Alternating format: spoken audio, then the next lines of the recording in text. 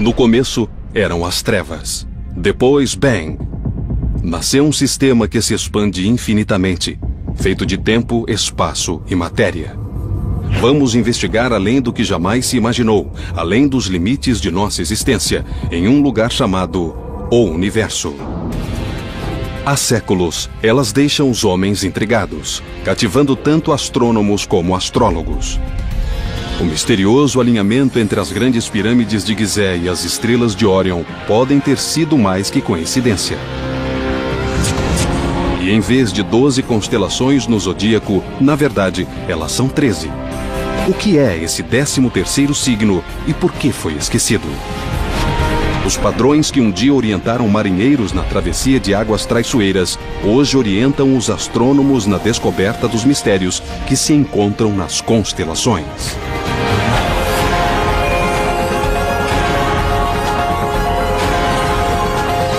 O Universo. Constelações. Antes da internet e antes do cinema, os céus noturnos e as constelações eram os maiores espetáculos que tínhamos. Esta galeria de estrelas não forma apenas figuras bonitas. Ela contém uma ampla amostra de tipos de estrelas.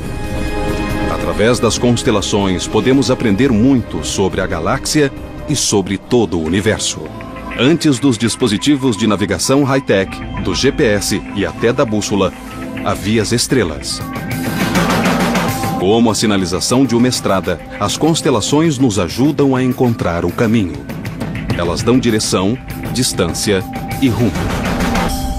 Na Terra, para dizer onde se localiza uma coisa, damos as coordenadas, em latitude e longitude. Na Terra, isso significa a latitude é a medida de distância entre o Polo Norte e o Polo Sul. E longitude é a distância de leste a oeste. O outro sentido. Existe um sistema de coordenadas celestiais similar. Mas as coordenadas não se chamam latitude e longitude. Chamam-se declinação e ascensão reta e são simples extensões diretas da latitude e da longitude da Terra, projetadas nos céus.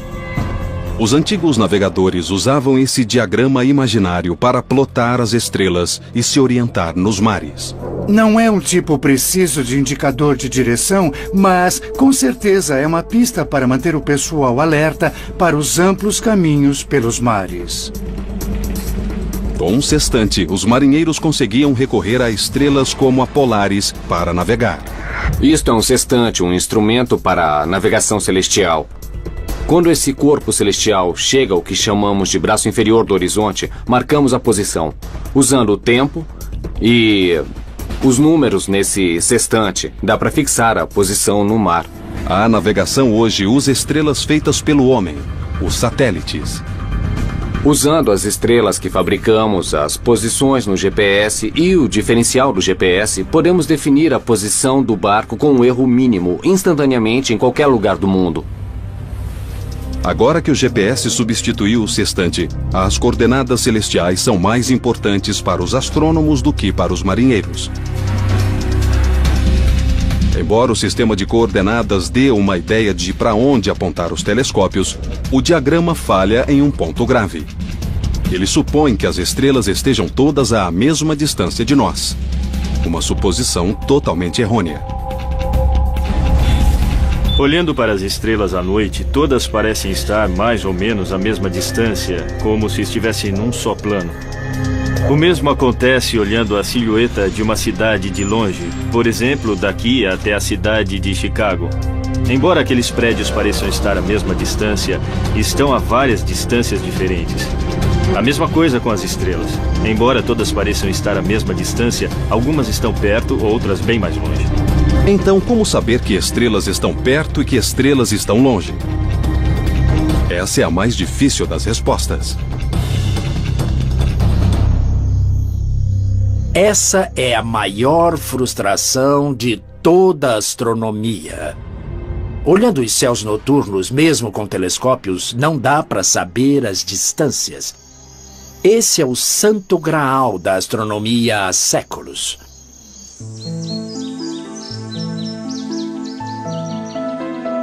Estamos na Floresta Nacional de Angeles. Tenho aqui comigo um mapa das trilhas e quero fazer uma caminhada. Acho que vou para as cascatas Switzer, que no meu mapa não parecem muito longe. Uns 1.500 metros.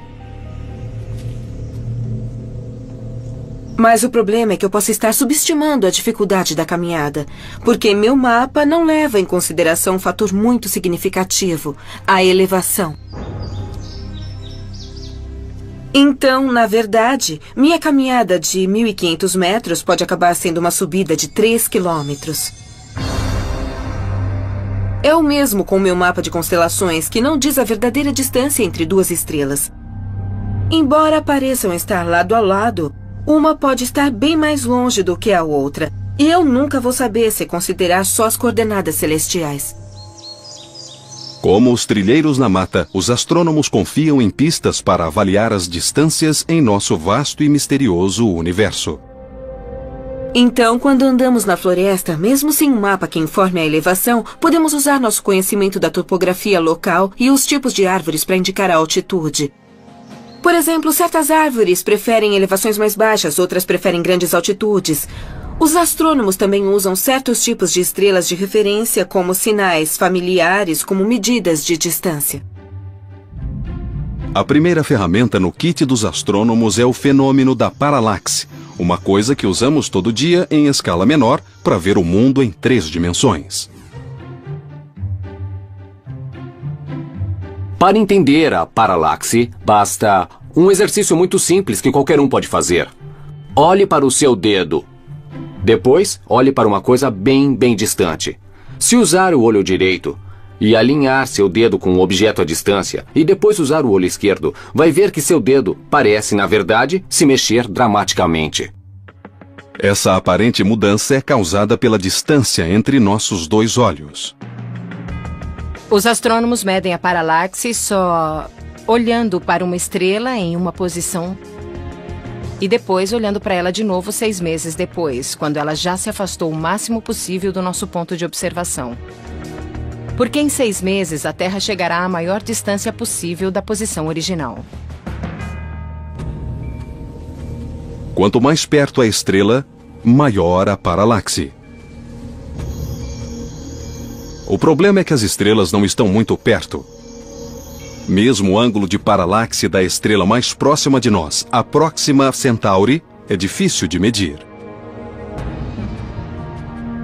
É menos de 1 segundo de arco. O que é 1 segundo de arco? São 360 graus num círculo. Cada grau tem 60 minutos de arco. E cada minuto de arco tem 60 segundos de arco. A Próxima Centauri tem uma paralaxe de 0,7 de segundo de arco. É muito pequena. Para transpor a distância até estrelas mais distante ainda, os astrônomos contam com um sinal de orientação familiar, da mesma forma que a guarda costeira usa um farol. Os homens e mulheres da guarda costeira sabem que todo farol tem uma frequência de pulsação diferente. Um pode brilhar 2 vezes por minuto, o outro 4 vezes. Eles podem usar isso para determinar sua posição exata só com base no padrão. Do mesmo jeito, os astrônomos podem usar um farol cósmico chamado estrela variável pulsante. A constelação de Cefeu, batizada com o nome do rei mítico da Etiópia, tem 57 estrelas visíveis, inclusive a Delta Cephei, uma estrela variável que é o protótipo das variáveis pulsantes. Por uma sutileza da natureza, as cefeidas marcam o tempo como um metrônomo. Quanto maior e mais brilhante, mais devagar a cefeida vai pulsar. O que nós fazemos é achar uma variável pulsante, medir seu período de pulsação, que pode ser de 10 ou 60 dias, e obter uma vela padrão. Só então poderemos determinar a que distância essa estrela está. Uma vela padrão é uma base de comparação. Uma estrela de luminosidade e distância conhecidas que se pode comparar com estrelas semelhantes. Uma lâmpada brilha com uma certa luz que corresponde a uma certa quantidade de watts. Mas essa luz vai parecer muito mais brilhante se você estiver bem perto da lâmpada do que se estiver a 3 metros dela. Então, a luminosidade da estrela não muda. É aquela. Mas a magnitude aparente depende de onde você está, da distância em que está. Se está perto do objeto ou se está olhando do outro lado da rua. Se uma cefeida não parece tão brilhante, deve estar muito longe. Os astrônomos conseguem calcular a distância com base na palidez de sua aparência. Olhando minha variável pulsante e plotando a curva da luz em quanto tempo passa de brilhante a pálida e a brilhante de novo, eu sei qual é o brilho intrínseco dessa estrela. E consigo calcular a distância das estrelas variáveis, observando seu período de variação. Foi assim que Edwin Hubble conseguiu determinar que Andrômeda estava 2 milhões de anos-luz além de nossa galáxia. Mas as variáveis pulsantes têm limite. Para medir as distâncias para além de Andrômeda, os astrônomos contam com as supernovas.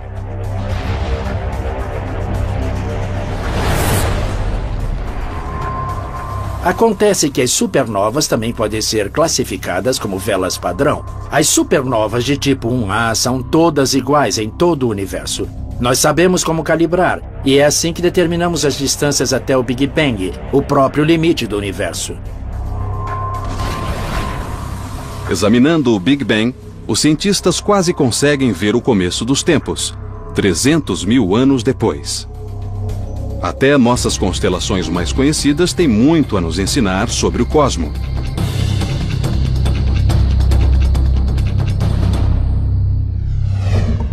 Órion, que em grego quer dizer caçador, tem 77 estrelas visíveis. Alnitak, Alnilam e Mintaka são as 3 estrelas no cinturão de Órion. Nos tempos modernos, ao caçar Órion, os astrônomos acharam uma variedade de objetos impressionantes. Quando vejo Órion, vejo também a vida e a morte das estrelas. Logo abaixo do cinturão está um pequeno borrão chamado Orion Nebula. É um berçário de estrelas bebês, e dá para ver ao olho nu. Órion também guarda um par de joias estelares. No ombro superior esquerdo de Órion, você vai ver a gigante vermelha Betelgeuse. Deixando o olhar para a direita, na estrela que seria, digamos, a perna, você vai ver a supergigante azul Rigel. A Betelgeuse, como supergigante vermelha, é uma estrela em seus últimos suspiros. Uma supergigante vermelha é uma estrela bem mais fria que nosso Sol, mas é muito maior. A Betelgeuse tem 14 vezes a massa do nosso Sol. Quando seu combustível nuclear acabar, ela vai se tornar instável e implodir em uma supernova colossal. E pode acontecer a qualquer momento. E quando explodir, vai iluminar todo o céu noturno, sendo visível até durante o dia. Talvez já tenha explodido. Está a 427 anos-luz da Terra. Ou seja, talvez já tenha explodido, mas ainda não deu tempo da luz chegar até nós. A supernova vai atrair mais atenção para os céus, que nos encantam há milhares de anos. Os antigos egípcios consultavam os céus para saber quando plantar e quando colher. Cada estrela possuía um significado sagrado. Chamavam Sírius, na constelação Cão Maior de Estrela de Ísis. O aparecimento de Sírius antes do alvorecer, durante o solstício de verão, indicava a cheia anual do rio Nilo. Outras constelações, como Órion, podem ter tido significado arquitetônico. Os egiptólogos já fizeram muitas vezes a pergunta por que os antigos egípcios construíram 3 grandes pirâmides ligeiramente desalinhadas. Porque tinham réguas ruins milhares de anos atrás? As 3 pirâmides parecem estar alinhadas com as 3 estrelas da constelação de Órion. O que significa esse alinhamento? Foi coincidência ou as pirâmides foram intencionalmente projetadas dessa forma? As pirâmides de Gizé nos seduzem com seu mistério arqueológico e fascínio histórico. Alguns cientistas acham que as pirâmides têm certa importância astronômica. Já se disse que a disposição das 3 grandes pirâmides no platô de Gizé, inclusive a Grande Pirâmide, estão distribuídas no chão, imitando as 3 estrelas do cinturão de Órion. É minha conexão preferida entre eventos na Terra e eventos nos céus. Mas os antigos egípcios não viam um caçador em Órion, como nós. Eles viam Osíris, o deus do renascimento. Alguns especulam que as passagens de ar no interior das grandes pirâmides foram especificamente projetadas para lançar aos céus as almas dos faraós. Nessas pirâmides temos 2 tipos de passagens de ar. Uma aponta para o norte e outra aponta para o sul. A do sul aponta para Órion. Ou seja, a alma do faraó seria lançada por essa passagem para ficar ligada a Osíris, Órion e ressuscitar, gozando da vida eterna. Mas outros são um pouco mais céticos. Para fazer isso combinar direitinho, seria preciso virar de cabeça para baixo, ou na terra ou nos céus. Se os egípcios deram importância ao norte e ao sul, na pirâmide, não faz nenhum sentido dizer que eles alinharam as estrelas direito e, na hora de mapear o solo, viraram tudo de cabeça para baixo. A passagem norte aponta para uma estrela específica. A que aponta para o norte aponta para a estrela polar. Na época, 2000 anos antes de Cristo, 2000, 3000 anos antes, essa estrela polar era Tuban. Tuban está localizada na constelação do Dragão ou Draco. O Dragão tem 79 estrelas visíveis. Tuban foi substituída pela estrela polar da nossa geração, Polaris. Ela ilumina o Ártico, governando nossos céus como um farol sobre o Polo Norte. Localizada na constelação Ursa Menor, ela é 2.500 vezes mais brilhante que o Sol, empalidecendo as companheiras polares AB e B. Embora governe os céus como nossa estrela polar desde que temos lembrança, seu reinado não será eterno.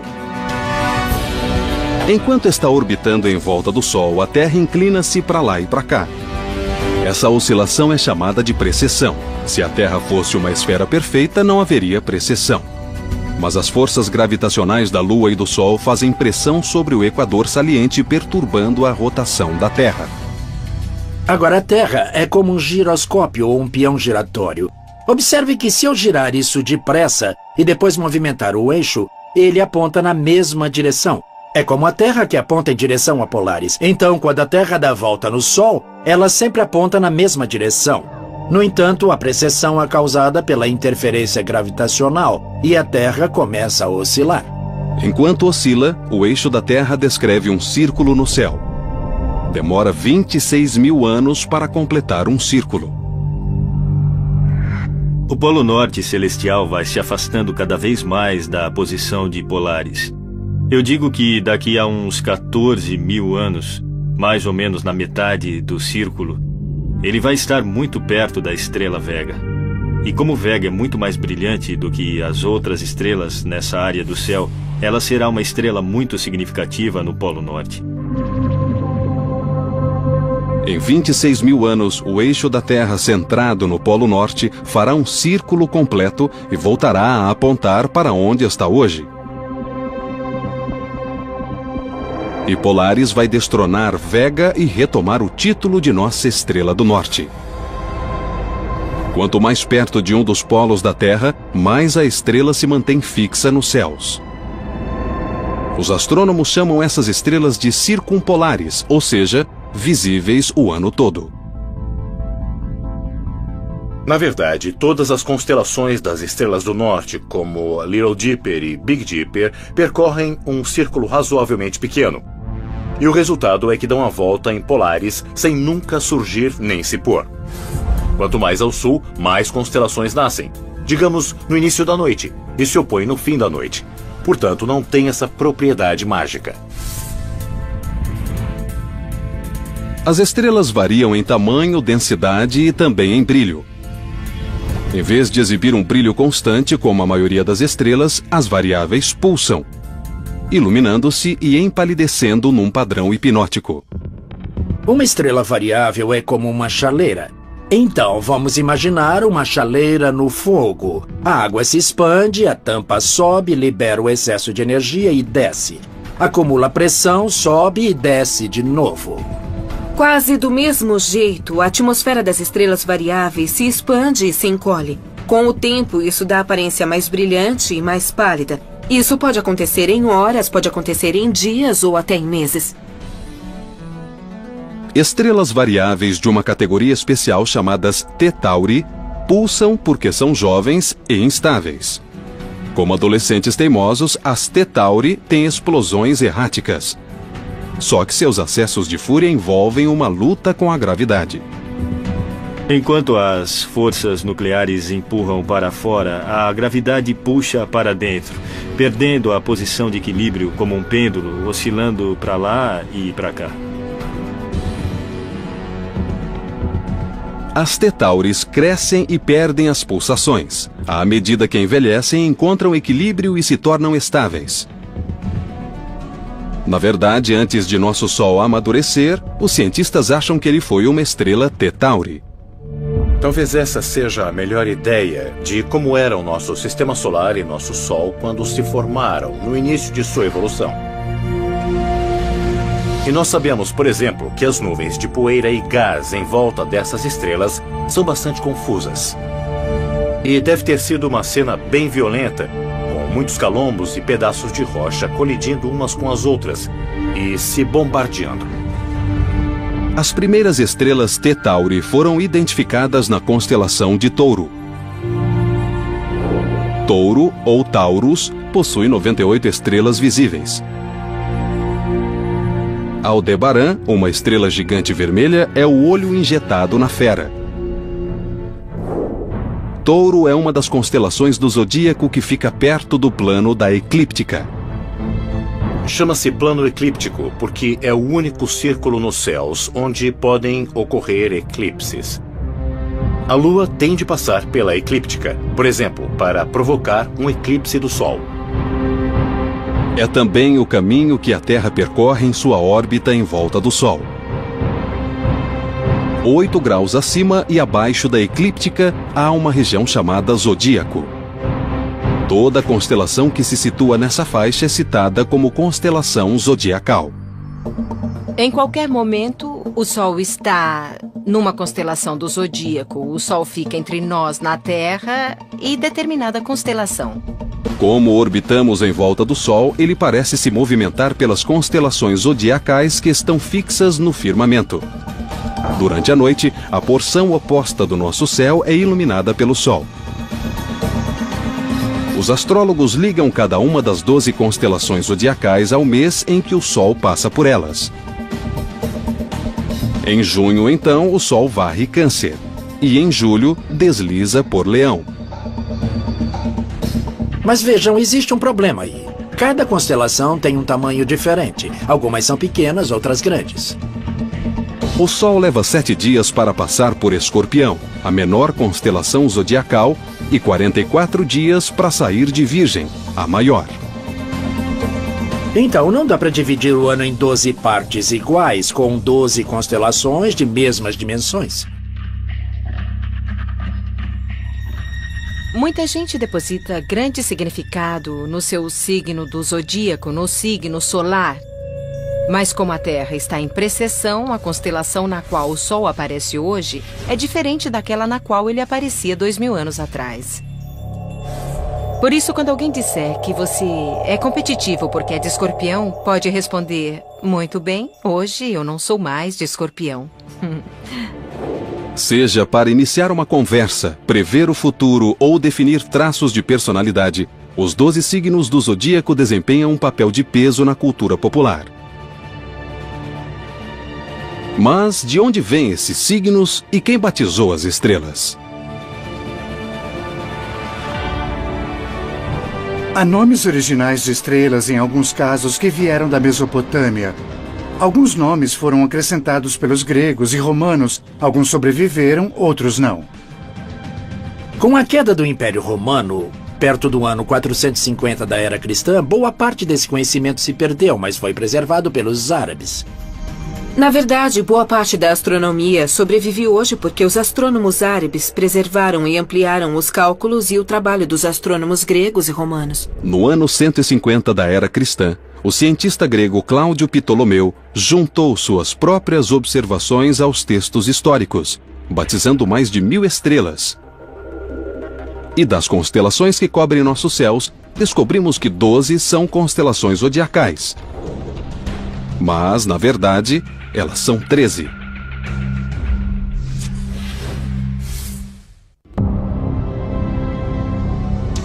Mesmo que não sejamos adeptos da astrologia, quase todos sabemos qual é nosso signo astrológico. O que a maioria não sabe é que em vez de 12 constelações zodiacais, na verdade, existem 13.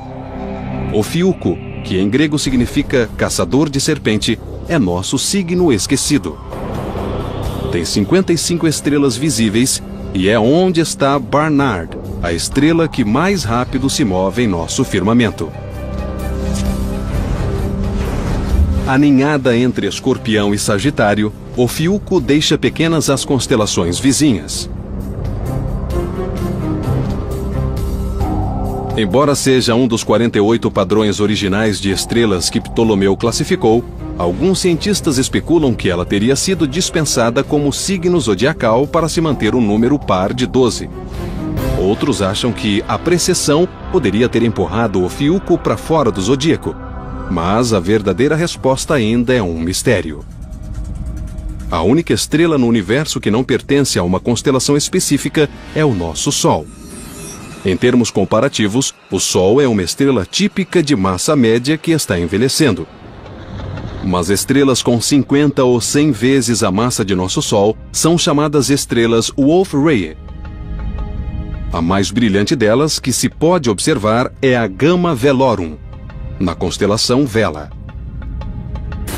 Essas massivas estrelas são extremamente luminosas e estão em seus últimos estágios de evolução. A razão de serem tão luminosas é que estão derramando energia e radiação de modo tão furioso que essa força é suficiente para empurrar as camadas externas da atmosfera dessa estrela.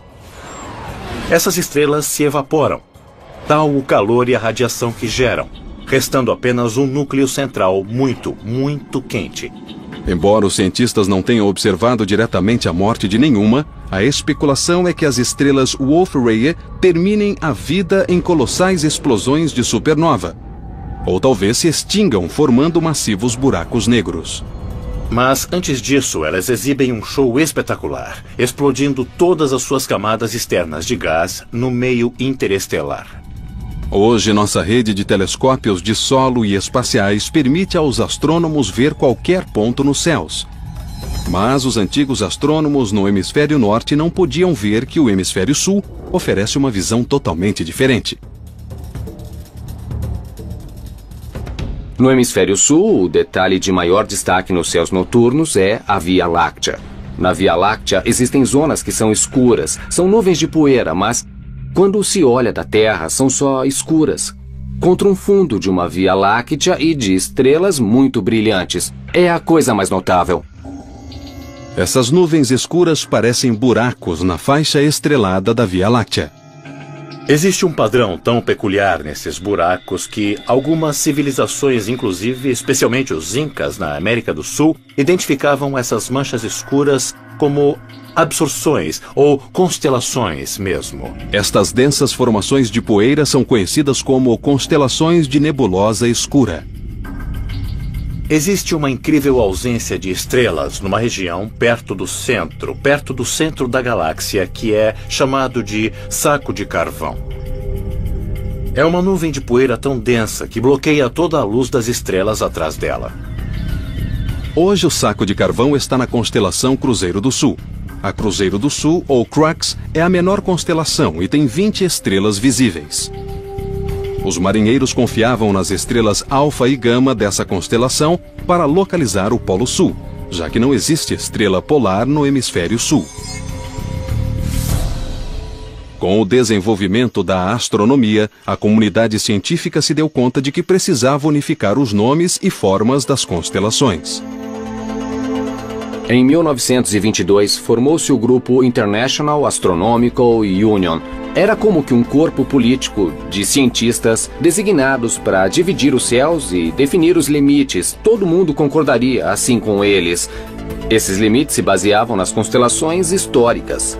O grupo adotou a maioria das constelações originais de Ptolomeu e acrescentou outras, para incluir todas as estrelas visíveis sem sobreposição. Algumas foram batizadas mais recentemente no hemisfério sul, quando os europeus deram uma boa olhada nos céus meridionais. Ao todo, 88 constelações oficiais cobrem os céus noturnos. Mas há pequenas coleções de estrelas que formam padrões óbvios, chamadas asterismos, como a Little Dipper e a Big Dipper. A Big Dipper é composta das estrelas mais brilhantes da Ursa Maior. A Ursa Maior tem 71 estrelas visíveis. A Big Dipper é reconhecida por sua semelhança com uma concha de cozinha. A Big Dipper é, provavelmente, o objeto mais fácil de achar no céu, mesmo que não se conheça mais nada. Embora seja um asterismo tão familiar, a Big Dipper ainda é cheia de surpresas. A segunda estrela no cabo da concha, a Mizar, parece um único ponto de luz, mas um olhar mais atento revela que são 5 estrelas chamejantes. Cygnus ou Cisne tem 79 estrelas visíveis. Uma estrela chamada Deneb é uma usina de energia termonuclear que forma a cauda do cisne. Com 200 vezes o diâmetro do nosso Sol e 250 mil vezes mais brilhante, Deneb é um dos maiores exemplos de uma estrela branca supergigante.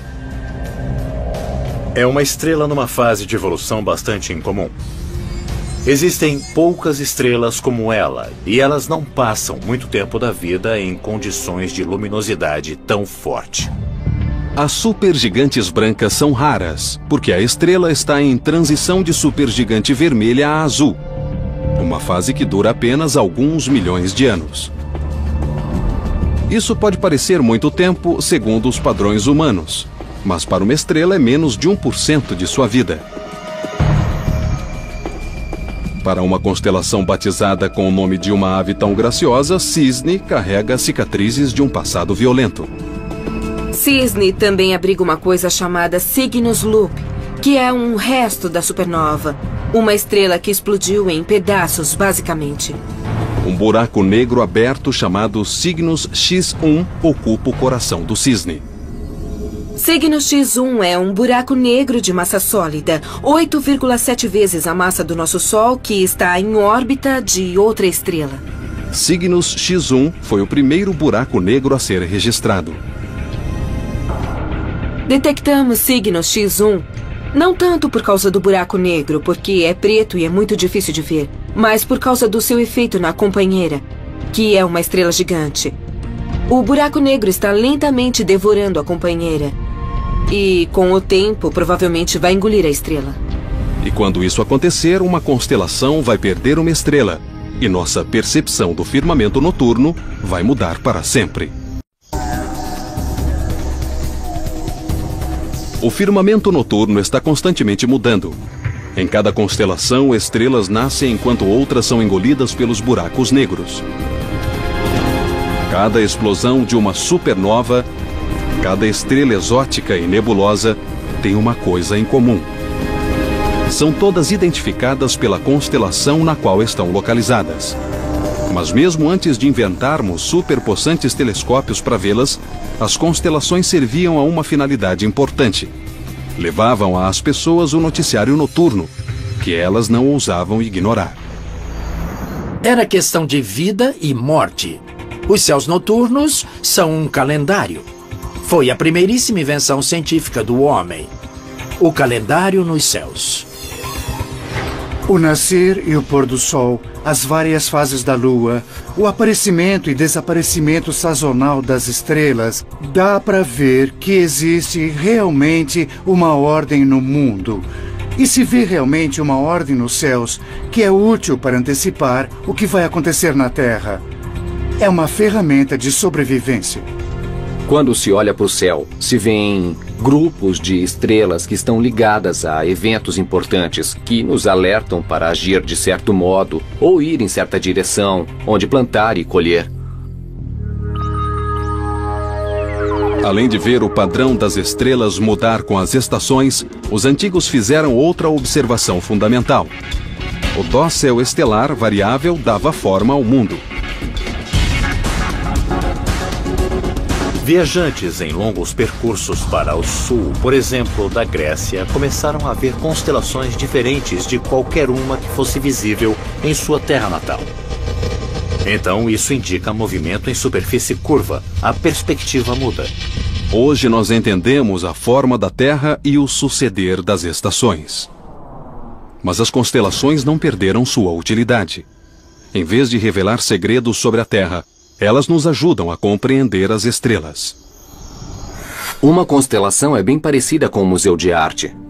No Museu de Arte, você vai ver artistas que usaram vários tipos de materiais, tintas, fotografias e objetos comuns. Numa constelação, você tem estrelas que são feitas de materiais diferentes. Algumas têm mais hélio ou hidrogênio, carbono, silício, ferro, mas podemos reunir todas elas. Nos dois casos, os objetos que são reunidos no Museu de Arte ou uma constelação são coleções artificiais que nós juntamos por algum motivo. Como países, as constelações dividem os céus em territórios. Quando você diz Órion, eu sei exatamente a que parte do céu está se referindo. Então, para um astrônomo, uma constelação é como ter um mapa à mão, um jeito de organizar as coisas, de saber onde está tudo. E embora o firmamento seja infinito, podemos ver somente uma amostra de estrelas antes que nossa visão seja bloqueada por poeira e distância. Talvez numa noite bem escura você vai ver umas 1.500 a 2.000 estrelas a olho nu se não estiver usando binóculos em nada.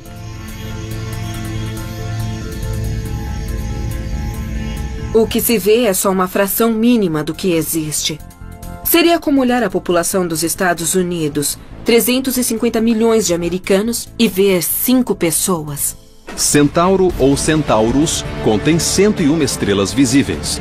2 delas, Alfa e Beta Centauri, são as estrelas mais brilhantes do nosso firmamento. Em Centauro está Alfa Centauri, a estrela mais próxima da Terra depois do nosso Sol. E um olhar mais atento revela que Alfa Centauri, na verdade, é um sistema estelar triplo. Não é raro que as estrelas dividam o palco com 1 ou 2 coestrelas em sua órbita. Aliás, essa é a regra. Mais de 60% das estrelas que se veem nos céus, na verdade, são estrelas duplas, triplas, quádruplas. Nosso Sol é uma exceção. Parece que nosso Sol não tem companheira. Enquanto nosso Sol faz sua viagem solitária pelo espaço, as estrelas Ômega Centauri nunca ficam sem companhia. É o mais brilhante agrupamento estelar globular que se pode ver sem um telescópio, quer dizer, a olho nu, porque é um grupo gigante de cerca de 10 milhões de estrelas. Ômega Centauri é o maior agrupamento estelar da nossa galáxia. Essas estrelas intimamente ligadas têm órbitas diferentes, complicadas, mas mesmo assim conseguem se movimentar como um único grupo. De onde vem o agrupamento é a dúvida de todos. É um objeto fora do comum, e muitos astrônomos suspeitam que possa ser o centro de uma galáxia que foi engolida, consumida pela Via Láctea, quando caiu nela. Isso acontece com bastante frequência porque grandes galáxias são canibais e comem as pequenas galáxias. A Ômega Centauri, por exemplo, pode ser o que restou de um desses processos. A luz de Alfa Centauri leva cerca de 4,2 anos para chegar até nós. Mas quando olhamos Ômega Centauri, estamos vendo uma luz que viajou 16 mil anos. E isso é indicação da verdadeira dimensão de Centauro. E mostra também que uma constelação existe somente nos olhos de nossa mente. E que cada estrela, como cada obra de arte, suplica para ser explorada.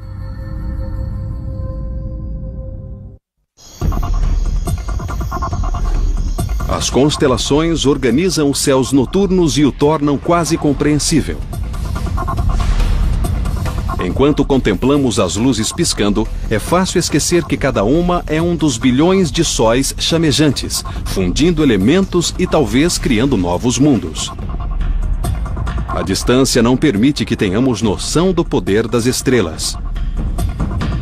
Nem permite que tenhamos noção da infinita profundidade do espaço que estamos vislumbrando. Os planos nivelados das constelações são uma ilusão. Ao se afastar vários anos-luz do Sol, as estrelas próximas começam a mudar em relação às estrelas distantes do fundo, e as constelações começam a se distorcer. A 10, 20, 30 anos-luz, provavelmente não se reconheceriam algumas das constelações. Então, se você vivesse num planeta que orbitasse Vega, que está a 25 anos-luz daqui, você teria um conjunto diferente de constelações no firmamento. Milênios contemplando o céu tornaram previsível o grandioso movimento das constelações. Nossa rotação em volta do Sol nos transporta por seu ciclo anual. As estrelas nas constelações estão em constante movimento, não só enquanto a galáxia gira, mas também enquanto a gravidade de cada estrela empurra e puxa suas vizinhas. O movimento mais rápido das estrelas é de 240 km por segundo. Nós não temos nenhum objeto feito pelo homem que consiga ser tão rápido. O movimento aleatório dessas estrelas em relação umas às outras é algo como 15 ou 30 km por segundo, e isso se compara à velocidade de nosso foguete espacial mais rápido. Isso é, claro, mais rápido que qualquer projétil de alta velocidade. As estrelas estão sempre em movimento e sua distância de nós mascara sua enorme velocidade. É como olhar pela janela de um automóvel em velocidade. Os mourões de cerca e árvores mais próximos da estrada passam voando, mas a paisagem mais ao longe se arrasta lentamente. Em nossa vida, aliás, em 1000 vidas, a maioria das estrelas nem parece se mexer. O que me intriga é pensar que, se eu pudesse achar um dos nossos parentes recentes, o homem de Cro-Magnon, por exemplo, ele provavelmente me corrigiria, porque estaria mais familiarizado com os céus e conheceria as constelações um pouco melhor do que as pessoas de hoje. Mas, pouco a pouco, nossos mapas estelares estão completando sua data de validade. Daqui a 10.000 anos, as estrelas serão visivelmente diferentes, assim como as constelações do que vemos hoje. Daqui a 500.000 anos, serão irreconhecíveis e, se fosse possível ver uma foto do tempo transcorrido num período de 1 milhão de anos, nós veríamos estrelas correndo pelo céu. As constelações são um instantâneo, um retrato plano do céu noturno. E como retrato, é uma boa semelhança, mas não é a história toda.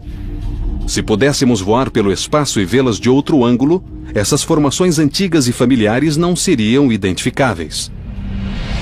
Mas aqui, agora, as 88 constelações oferecem marcos tranquilizadores enquanto nos recordam nosso passado. As constelações realmente não cumprem as funções que cumpriam originalmente para aqueles que as detectaram.